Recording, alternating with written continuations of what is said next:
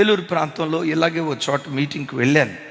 మంచి సభలో ఆ తల్లి 65 ఇంచుమించు 70 సంవత్సరాల లోపు.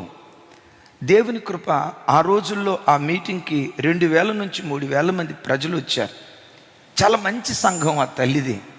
3 కొడుకులు అద్భుతంగా సేవ చేస్తున్నారు.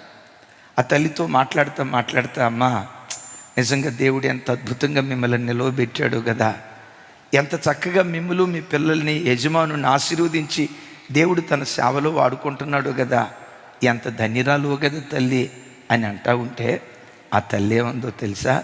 అయ్యా, ఈ ఆశీర్వాదం రాత్రికి రాత్రి రాలా, ఇలా కళ్ళు మూస్తే తెల్లారిపాటికి జరగలా.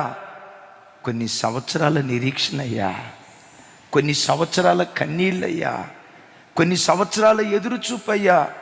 ఇన్ని సంవత్సరాల ఎదురుచూపుకి దేవుడిచ్చిన ప్రతిఫలం ఏంటమ్మా? ఇన్ని సంవత్సరాల ఎదురుచూపు, ఏమి ఎదురు చూశారు? ఆ తల్లి ఏడవటం ప్రారంభించింది. మా తల్లిదండ్రులు మంచి భక్తి కలిగిన వాళ్ళు. ఇదిగో మా ఆయన్ని చూసి చాలా మంచి భక్తి కలిగిన వాడని పెళ్ళిళ్ళ పేరయ్య ఉంటాడు కదా. ఎవరైనా పెళ్ళిళ్ళ పేరయ్య సిద్ధాంతం ఏంటంటే 100 అబద్ధాలు ఆడినా ఒక పెళ్లి చేయాలి. ఏమంటారు? 100 అబద్ధాలు ఆడినా ఒక పెళ్లి చేయాలి. మొత్తానికి అబ్బాయి చాలా మంచోడు, అది ఇది అని మొత్తానికి పెళ్లి చేశారు.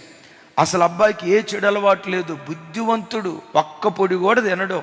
అయ్యయ్యో, బూతు మాట బిడ్డ నోట రానే రాదు అని మాయదారి మాటలన్నీ చెప్పారు. పెళ్ళైన తెల్లారే తెలిసింది వీడు నంబర్ 1 సన్నాసుడని. దానికి మించి ఏ పని పాట చేయడం. ఒక మాటలో చెప్పాలంటే అఖిలాంధ్రప్రదేశ్ సోమరిపోతు సంఘానికి అధ్యక్షుడంట. విన్నారా? దేశంలో, రాష్ట్రంలో ఉన్న వాళ్ళందరిలో సోమరిపోతు సంఘానికి అధ్యక్షుడు.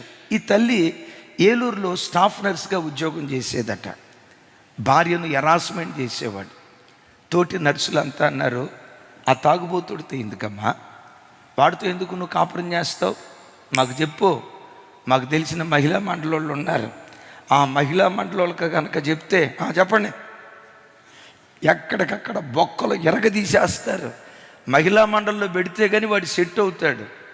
నేను వెళ్ళను, మాకు తెలిసిన లాయర్ ఉన్నాడు, పోలీస్ స్టేషన్ ఉంది, వెళ్దాం పదా.